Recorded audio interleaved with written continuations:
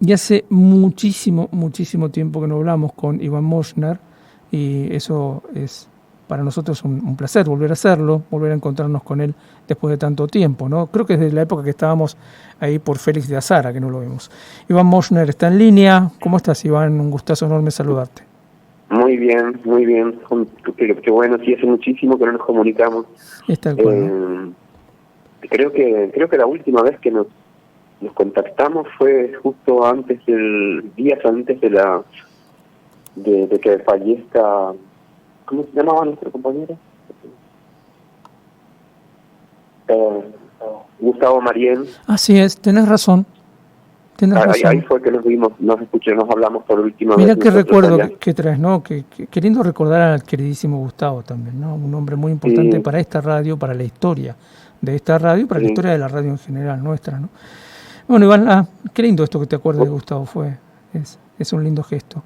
Vamos a hablar un poco de esta obra, que la verdad es que cuando vi el título, y sin interiorizarme casi nada, me dije, qué pedazo de desafío convertir un poema como El Cuervo, The Raven, de Poe, que tiene una rítmica, que tiene en inglés además, que hay que traducirlo al castellano y convertirlo en una obra de teatro. Vaya desafío. Sí, nos facilita, sí, fue un desafío y un trabajo de varios años. Ariel es un proyecto de Ariel Aguirre, que es el actor ahora. Él durante la adolescencia había conocido este poema y nada, bueno, tenía esa idea. Después, y hace unos 7, 8 años atrás me propone llevarlo a escena. Y ahí empezamos a ver, y el primer gran problema que tuvimos fue cuál es la traducción que usamos, cuál es el cuervo que nosotros, que nos suena, digamos.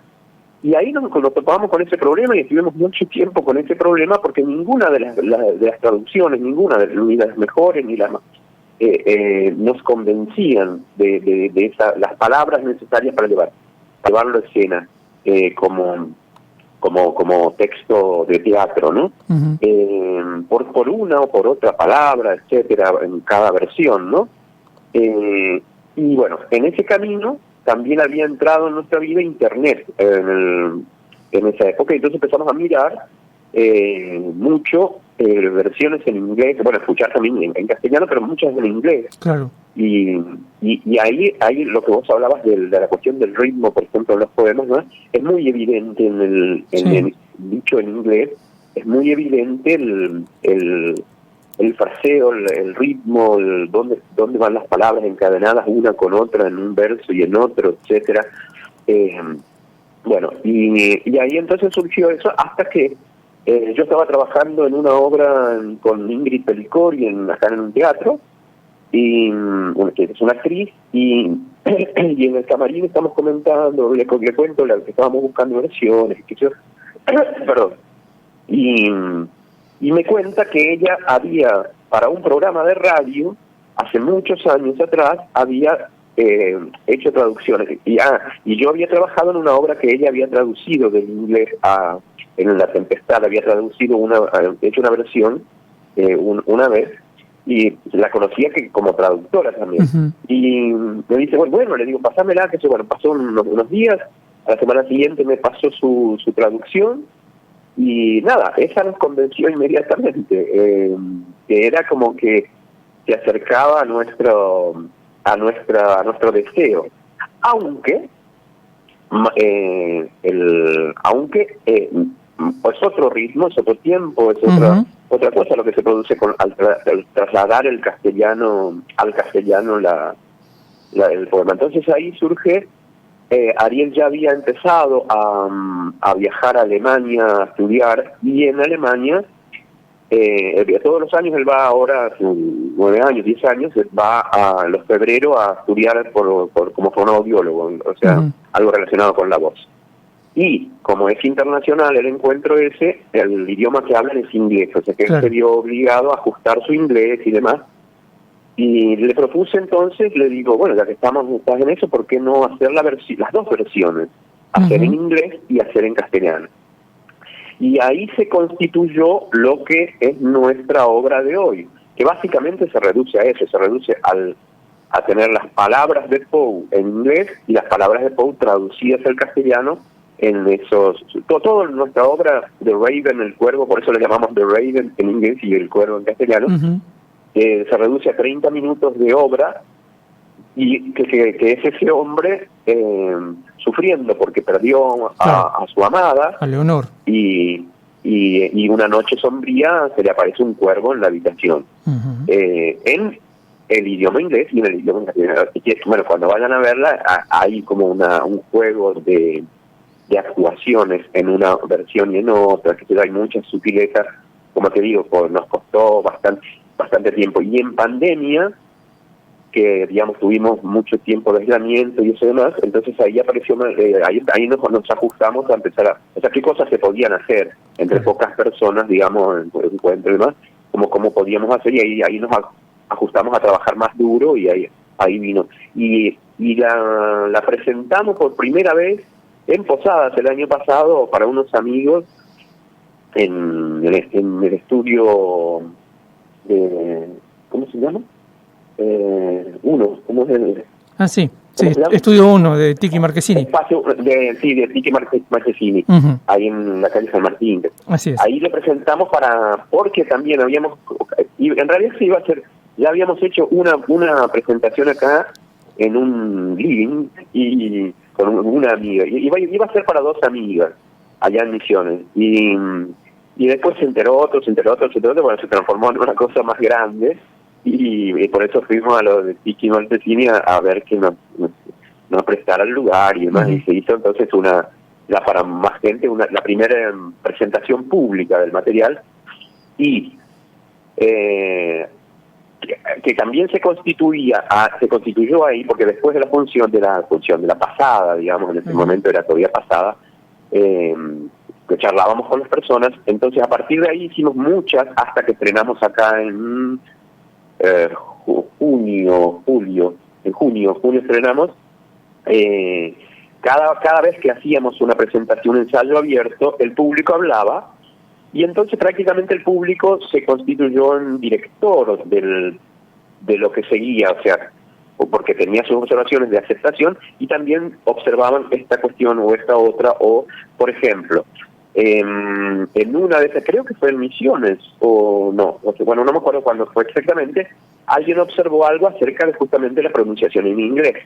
Entonces, a partir de ahí venía el tema de qué inglés estábamos nosotros usando, o sea, que digo, en el mundo hay diferentes lugares donde se habla inglés, más allá de Inglaterra, Estados Unidos, muy diversos los países y demás. Entonces, bueno, había que ajustar eso, y a partir de ahí empezamos a buscar. Eso fue una de las cosas de la lista, de las cosas que decía el público.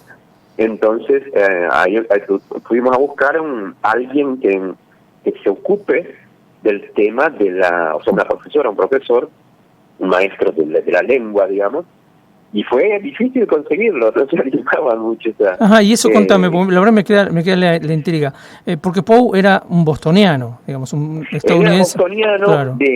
Cuando fue jovencito, cuando fue adolescente, él fue bostoniano, sus padres habían fallecido muy, muy niño, y fue adoptado por una familia de un acaudalado, digamos, un hombre acaudalado, con quien él mantenía una mala relación. Sí mantenía una buena relación con la mujer, o sea, con lo que era su madre nueva, digamos, ¿no? Y una muy mala relación con su padre.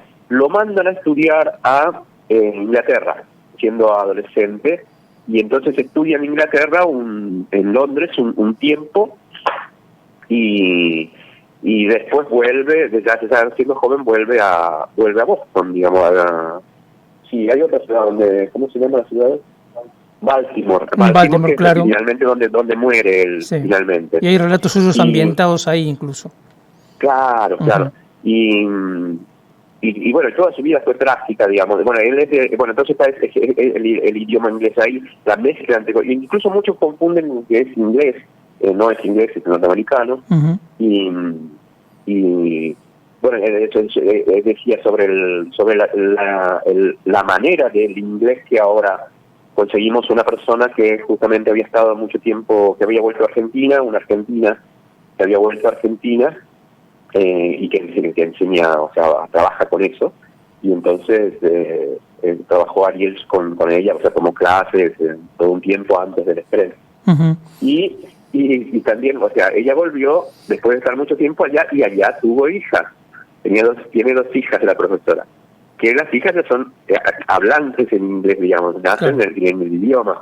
Y entonces, en dos ocasiones, en dos clases que especiales tuvo, estaban también las hijas que hacían de profesoras y tenían incluso diferencias con su propia madre de cuál esta palabra es así o asá o etcétera. O sea, pero se trabajamos mucho con esta cuestión del idioma y demás para hacer lo mejor posible en nuestro trabajo. Uh-huh. Hablemos de las devoluciones, Iván, así ya tanto en las pasadas que mencionabas o ya en las presentaciones que ha habido de julio para acá. ¿Qué te va diciendo la gente? Bueno, mira, es muy buena la recepción en este sentido. Bueno, tuvimos nosotros que dos decisiones que tomamos. Una era que hablamos con la sala y demás, queríamos que no haya obstáculo para que a todo aquel que le guste la literatura y el teatro pudieran asistir. Entonces, yo creo, y esto es una definición mía, digamos que la cuestión de la entrada al teatro, o sea, o tomarlo como un comercio, es un obstáculo, o sea, es un problema extra que tiene el teatro. Bueno, entonces hablamos con el dueño de la sala de la posibilidad de hacerlo a la gorra. Uh-huh. Además, porque como es un proyecto de Ariel mío nada más, o sea, bueno, entonces pues hablamos de las condiciones, porque bueno, hay que pagar en ese caso hay que pagar un técnico de luces y demás en el teatro y otras cosas más. Bueno, llegamos a un arreglo incluso económico que nosotros estábamos dispuestos a solventar si algo fracasara, digamos, ¿no? Uh-huh. Bueno, finalmente, y otro tema más es que yo como actor tengo trabajo normalmente a la tardecita, noche, y en ese tiempo tenía ensayos de la obra que estoy trabajando, que estoy ahora en Pertel, y entonces los ensayos eran a las 5 de la tarde, por lo que yo entraba a las 5 de la tarde y me iba a las 11 de la noche del teatro, por lo que había que hacer nuestra función temprano. Entonces ahí pusimos un horario de fiesta, a las 2:30 de la tarde era. Uh-huh. Fue nuestra temporada acá. Y entonces era ese periodo doble fenómeno. La gente que venía...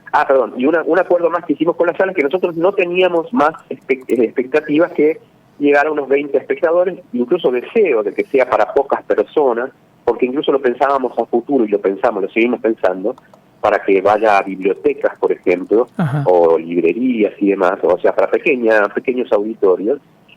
Bueno, finalmente la gente, es una sala que da para 34 personas y normalmente tuvimos 40 personas. Y como te decía, llegaba a esas personas a esa hora, a veces el día de estreno llovió, eso fue muy lindo, porque llovía, igualmente la gente asistió y entra desde la luz plena del día, así sea de lluvia o sol, entraba a la sala, que era una sala pequeña, bueno, para esas 40, estaban bien esas 40 personas, se armaba como y se cerraban todas las cosas, se creaba la oscuridad del teatro, y ahí sucedía la obra, empezaba Ariel estaba está en escena cuando el público entra a la sala, está como Ariel aún, y después entra a su trabajo, y es decir, se logra con el trabajo de actuación de él, se logra, y por supuesto el texto del poema, se logra que la gente abandone absolutamente la realidad esta iluminada de la afuera y entre a lo que está sucediendo ahí con ese hombre y con el arte del teatro también, porque también nuestra ocupación era, bueno, ¿qué es esto? ¿Qué de lo que nosotros sabemos ya del teatro podemos usar para que este poema esté en primer lugar, para que la palabra esté en primer lugar, sin que se note que estamos trabajando solo con la palabra, en realidad? Claro. ¿Se entiende? Y bueno, y entonces la gente sale muy conmocionada al final, como por los caminos que va tomando. Como te decía, hay una primera parte, son como 2 actos, uno en inglés y otro en castellano, que se suceden en continuo uno con otro, en esta media hora, y hay una idea para presentar lo del idioma en inglés, hay una idea de qué tipo de actuación usar, y hay una segunda idea cuando entra la palabra en castellano, donde el público entiende, todo el público entiende, porque en inglés algunos entienden, muy aislado acá en Argentina, pero ya cuando entra en castellano, entonces entra el significado de la palabra, entra directo, entonces también hay que decidir cómo actuar eso, qué actuar de eso, y básicamente es el poema lo que y el poema va llevando a que el público se conmocione por la delicadeza, además de, porque nosotros no pretendemos seducir al espectador por la obra, sino compartir con ellos este poema y esta literatura, y en segundo, tercer, cuarto lugar, el teatro que nosotros hacemos y el teatro al que hemos llegado y que nos gusta también, digamos. Con nosotros, con Ariel teníamos una cosa de humor también en otro espectáculo, y en Morena Cantero, que es el grupo que estamos acá también, es otro tipo de teatro, y acá es otra cara nuestra, digamos, de donde queríamos mostrar nuestro teatro. Y como te digo, sí, se conmociona la gente por el poema mismo, por lo que significa el poema, y por la delicadeza, creo que con que se lo presentamos, que no tenemos otro objetivo que sea bello, el momento, el tiempo, estos 30 minutos, que conectarnos con la existencia de la humanidad, básicamente, y de volver a retirarnos como humanos, digamos, en una vorágine cotidiana de corridas, de sufrimiento por razones sociales, por lo que sea, volver a los deseos de la literatura, la buena literatura, el buen teatro, etcétera. Tal cual. Bien, tiempo de vender o peixe. Vos sos de acá, sabés lo que significa. ¿Cuándo se va a hacer esta función, que es una única función? Esta función se va a hacer de Raven el Cuervo en el día jueves 21 a las 21 horas en punto, en Espacio Reciclado, que está en la calle Misiones y Trincheras. Ahí se va a hacer, y la entrada es a la gorra, y sí hay que reservar en @ de Raven el Teatro, de Raven Teatro, Raven el Cuervo Teatro, de Raven el Cuervo Teatro, hay que reservar para poder organizar mejor la sala y eso. Ya hay bastantes reservas tomadas para la sala. Eso también fue un acuerdo ahí con Carolina, con la gente de Espacio Reciclado. Bien, y tenemos que hablar también del taller de entrenamiento vocal funcional, que eso me parece que es importante que lo mencionemos. Bueno, el taller, Ariel Aguirre es fonoaudiólogo, Ariel Aguirre es misionense, también es actor, y su profesión es básica, es la fonoaudiología. Y yo quiero recoger, él va a hacer un taller, que está haciendo un taller para un grupo de teatro en Misiones, que vienen trabajando hace unos meses ya, que él fue allá en 2 ocasiones, y otra parte teórica la hicieron por internet, y estas personas querían ampliarlo a que el resto de los artistas de Misiones y gente que esté interesada en atender la voz conozcan el trabajo, y entonces van a hacer en la Murga de la Estación este domingo a las tardes, a las de 17 a 20 horas, van a hacer un taller acerca de la voz con el método Rabine. Y acá es donde puedo aportar algo para que vos lo sepas, digamos, cómo es.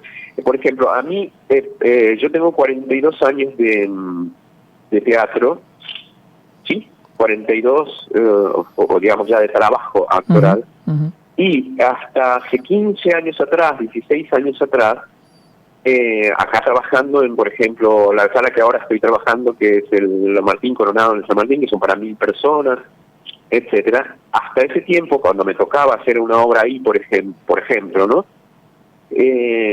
y yo tenía, por ejemplo, 4 monólogos en esa obra que me acuerdo ahora, y era un tema, un gran problema. Yo había hecho toda la Escuela Nacional de Dramático, tomado talleres aquí y allá acerca de la voz, y sin embargo estaba aterrorizado siempre de cómo va a llegar mi voz hasta allá lejos con todas estas 1000 personas, etcétera, etcétera. Toda la problemática, y era un sufrimiento casi diario en las funciones. Bueno, imagínate, de miércoles a domingo, entonces entrenaba antes de la función, ahí, qué sé. Bueno, hasta que aparece, Ariel, en el grupo Morena Cantero, nos da unos cursos acerca de lo que él estaba en el final de su carrera de fonoaudiología. Había empezado con la línea del método Rabine, que Eugene Rabin fue era un norteamericano que estaba ya instalado en Alemania, que trabajaban en el campo de la ópera, con música, además, y daba clases, y había hecho estudios y demás, y creado un método sobre la voz, un método que cambiaba radicalmente el trabajo con la voz, la formación vocal histórico, digamos. Esto es, por ejemplo, todo lo que conocemos como ejercitación de la voz y demás en talleres, en un curso, viene vía la experiencia, viene del bel canto, el canto de ópera y demás, eso viene desde allá, pasándose por pragmáticamente, ¿no? Entre uno y otro, digamos, sin un planteo teórico de fondo de qué sucede con el organismo, con el cuerpo y demás, todo eso. Bueno, nosotros, como te decía, en el taller de Morena, que Ariel nos dio hace como 15 años, sí, 15 años, unos talleres, el primer curso, el taller que nos dio, que fue de 4 días, ahí yo comprendí de qué se trataba, es decir, el organismo, el cuerpo humano completo, no solo la respiración y la parte arriba del pecho y demás, y la boca como instrumento para tener la voz, sino todo el organismo como productor de la voz humana. Para resumir y para que se entienda simplemente, si bien es distinto el organismo, pero por ejemplo, para mí después, más tarde, fue un pequeño pájaro, se posa allá lejos en una rama, canta y se lo escucha, sin que tenga ninguna técnica, digamos, el tipo se ubica para su objetivo, que es convocar a su amada o para llegarse, o alertando que está en esa zona, etcétera, y sin hacer ningún esfuerzo de ningún tipo. Es decir, todo el organismo, nada más tener conciencia de todo el organismo como productor del sonido, de ese sonido que uno va a alargar más en las profesiones que tenemos nosotros, digamos, la actuación, el canto, la locución, todos los maestros de escuela o profesores que tienen que estar ante auditorios, y que normalmente nos hacemos daño, o se hacían daño, o se hacen daño, o la voz empieza a cascarse o a hacer cosas,